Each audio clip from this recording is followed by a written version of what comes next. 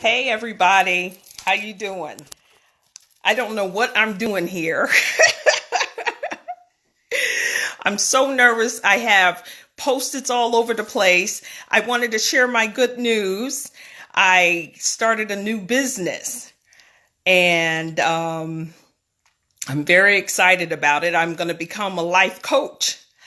And in the past, I worked for a visiting nurse in hospice care. And I work with patients, death and dying, with families and everything like that. Hi, Angela. Hi, Terrell. You guys are checking me out. And the most fulfilling work that I've done in my career is at hospice with the patients and their family at the end of life. And I'm going to be a life coach supporting people with loss. Not just death and dying, but loss of a job, a relationship, or anything like that. I will be running bereavement groups, one-on-one, face-to-face coaching sessions with my clients. I will support people during any type of loss in their life. If anyone knows me knows that I just love people. I love connecting with people. I love being on a positive level with people and everything. So I'm excited about this. It's going to start out slow. If you look on Facebook, search me, Victory Over Loss, or visit my website, www.victoryoverloss.com. And I'm working on my website, got a lot of stuff to do. I'm so tired. Anyone that knows me knows that I'm not up at this time of night, but I've been working so hard on everything. I've been working full time and working on my business. So I'm really excited about it. Hey, Janice. Hey, Pressy. So I was just telling everyone about my new business as a life coach, and I'm very excited about it. I'm going to be concentrating on grief, working with people at the end of life. We all experience it. We have lost someone and we know how that grief can just take over us. I'm comfortable in that setting. I'm comfortable with working with people and supporting them.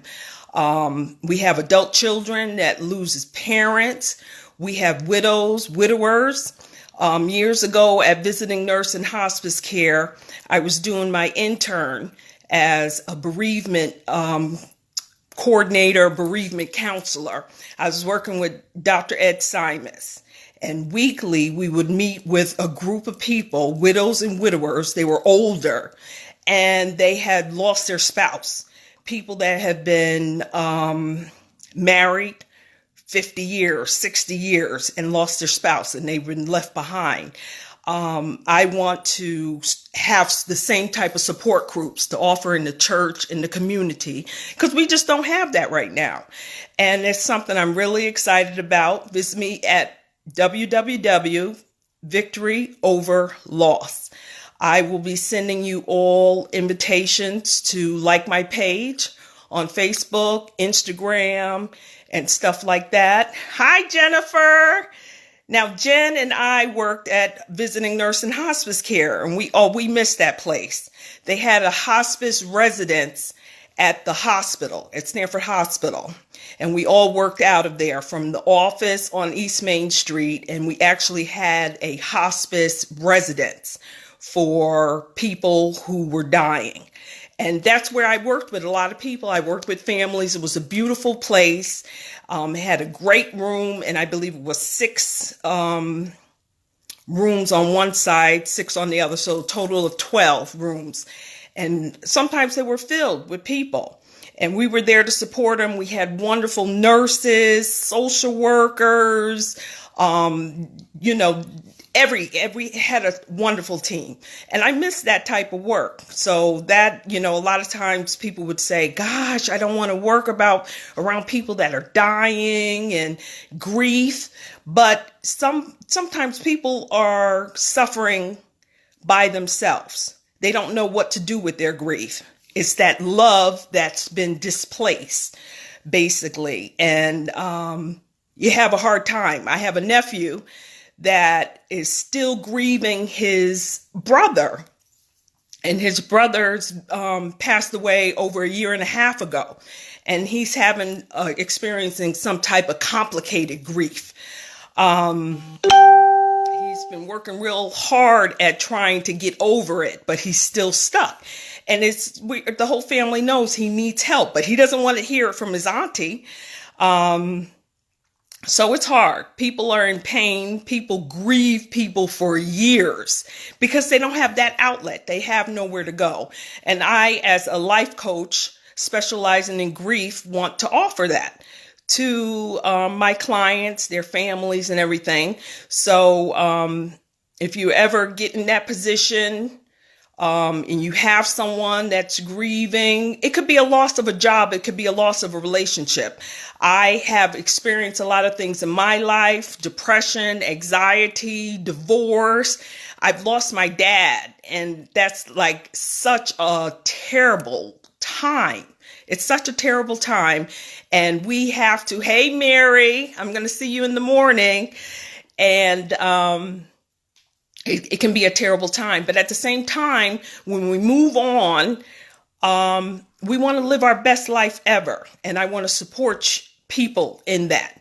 And that's where I got the name Victory Over Loss. And again, it could be any kind of loss. I am living proof that there's victory. You move on and you begin to live again at the end of a relationship, after divorce, after losing a parent, after losing a job, any transition, any stage in your life that's different, that's new, unexpected. Sometimes you have to basically set goals, and you have to have someone giving you that accountability and set that, set up a plan, basically. And I'm going to be that person to do that. I'm really excited about it. Visit me on my website, Victory Over Loss. I will be sending out invites to invite you to my Facebook page, Victory Over Loss. If there's anything that you can tell me that will be helpful on my website, something that's missing, I'm still working on it. Janine, girl, how you doing? Janine's on the website. She had some nice things to say about Kimberly. Hey, Candy girl. Hey, Sharon. I'm glad you guys are listening. I was so nervous to get on, but I'm comfortable right now. I got to get comfortable in doing video and everything like that. It's going to be good for my business. I'll be on YouTube, talking to people, blogging, the whole thing. I have lots to talk about. And when we talk about death and dying, it touches us all, and it touches us all in a different way. And basically, that's it. So stay tuned. Look for my posts, my blogs. Visit my website, Victory Over Loss. I think I covered everything. I'm looking at my Post-its here.